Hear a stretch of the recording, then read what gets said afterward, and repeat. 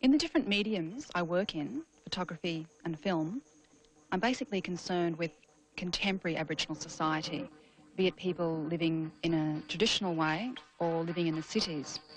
And in way of representation, I'm wanting to depart from a documentary or ethnographic mode.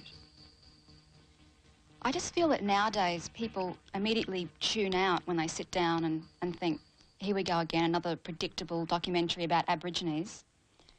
I produced, directed and wrote a short experimental film called Nice Coloured Girls.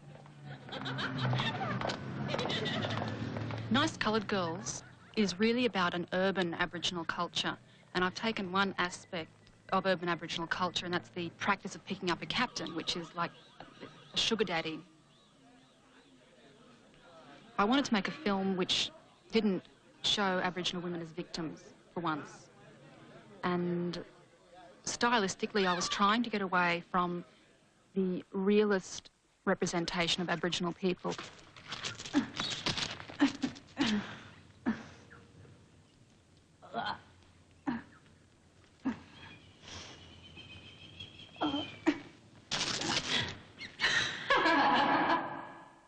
I grew up in the suburbs of Brisbane in a fairly white environment, so I had this thing about always being different, always being the only black kid in the school photograph.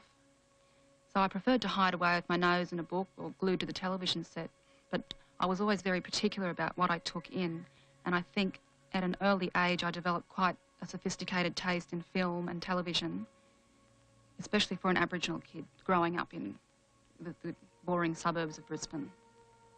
So perhaps this is one reason why I've chosen filmmaking as a means of expressing myself artistically.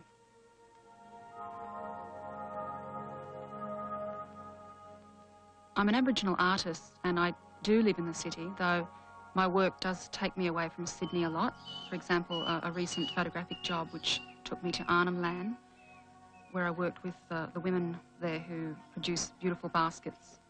And it was nice to be asked by the community to go up there purely because I was Aboriginal and because I'm a photographer.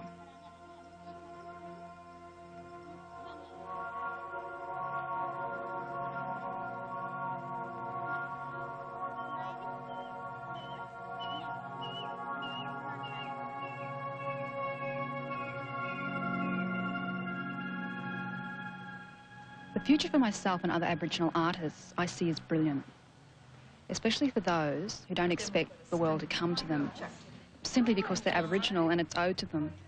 But we do need to go out and demand things, and though at times if concessions are made towards us because we are Aboriginal, then I think we should be smart and take advantage of these good deals, because generations of our people before us have struggled to set up these good deals, and I don't think it's fair to seem like we're throwing all their hard work back in their faces.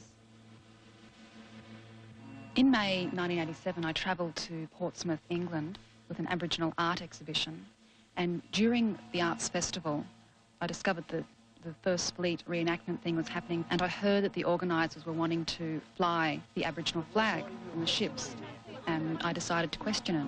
The arts festival here in Portsmouth. I've come with an Aboriginal arts show because I heard he was handing over the Aboriginal flag. It's a bad moment to do it, isn't it? What? Isn't that just bad taste doing that? What?